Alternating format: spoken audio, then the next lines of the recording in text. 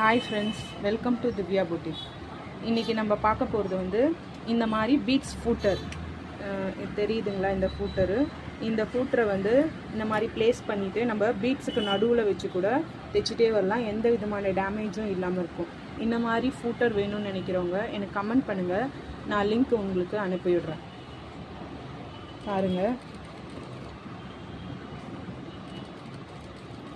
Beads எதுவுமே damage ஆகாமல் பொறுமையாக அதுக்கு சைடில் போயிட்டு ஸ்டிச் பண்ணுது.